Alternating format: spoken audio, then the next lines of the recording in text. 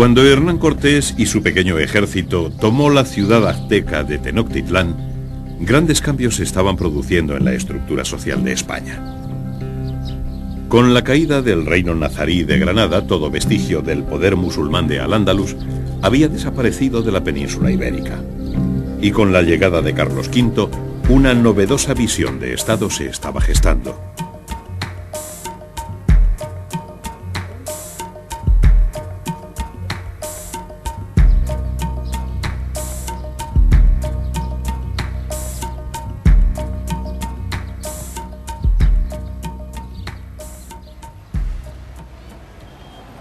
Ante el esperanzador futuro del nuevo imperio, pocos obstáculos se podían encontrar. Ante todo, el Estado tenía que asimilar a toda la población de sus nuevos territorios, tanto a los moriscos andalusíes como a los indígenas del nuevo continente. Sobre los antiguos templos prehispánicos americanos se levantaban los nuevos edificios cristianos con un fin evangelizador. Pero para esto la Iglesia tenía que contar con las características sociales de los indígenas.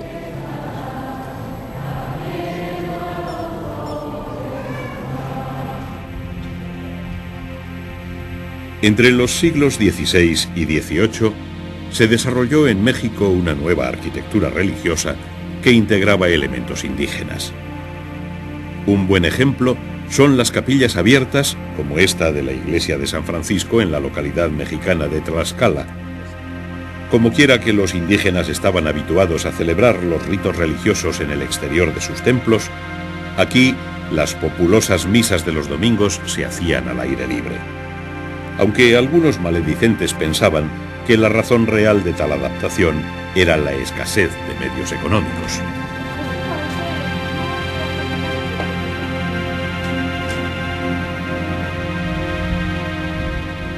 Ese sincretismo cultural también podemos encontrarlo en los elementos decorativos del interior del edificio, donde junto a pinturas de personajes bíblicos aparecen esculturas aztecas.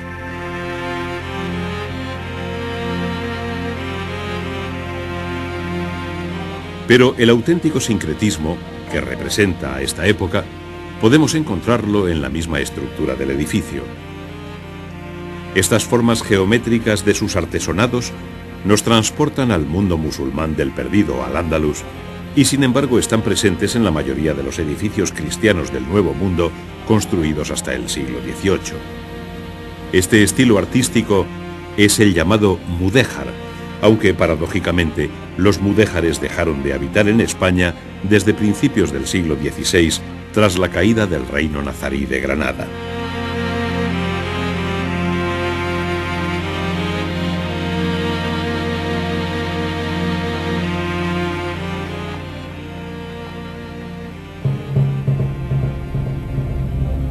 El origen del fenómeno mudéjar está relacionado con la toma de la ciudad de Toledo por Alfonso VI en el año 1085.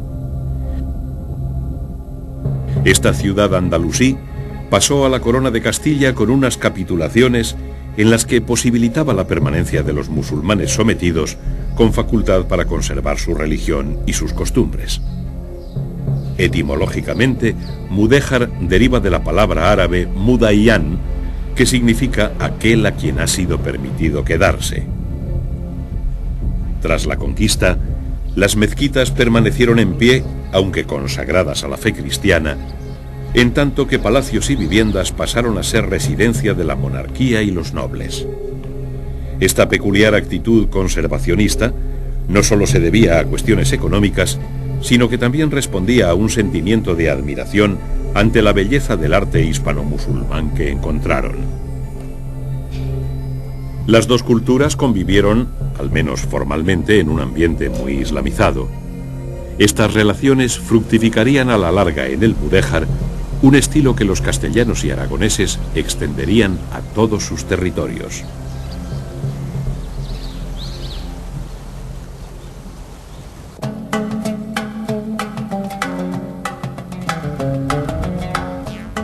Si quieres conocer lo más representativo del mudéjar castellano-leonés, deberías realizar un largo viaje por esta comunidad autónoma, comenzando por ejemplo por el castillo de Coca.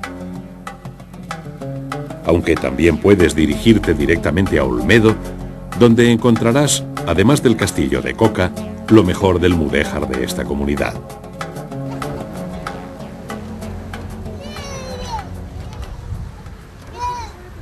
Esta es la iglesia de San Salvador, construida en el siglo XIII en Toro, en la provincia de Zamora.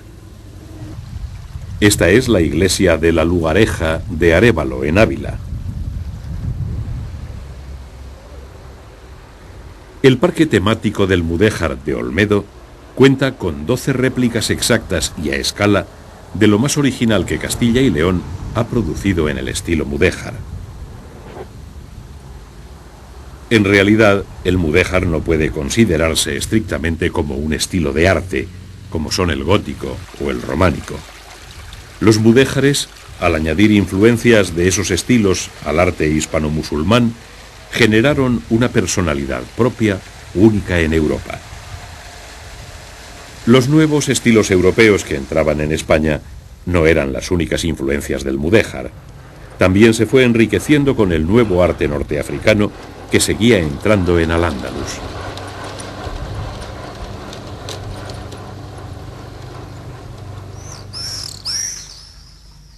Tras la toma de Sevilla, los cristianos descubrieron y admiraron el nuevo estilo almohade que desde el norte de África había penetrado en Al-Ándalus.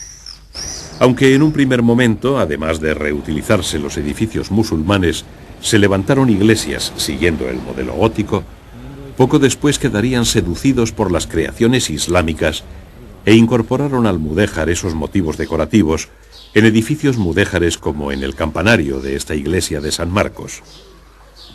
Los arcos de herradura de su interior también nos remiten claramente a esa convergencia de dos culturas.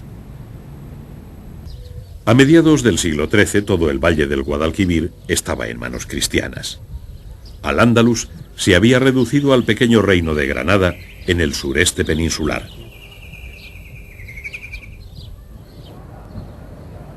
Sevilla se había convertido en la capital de Castilla. Aquí construyó el rey Pedro I un gran palacio en los reales alcázares islámicos y lo hizo combinando elementos del gótico y del mudéjar.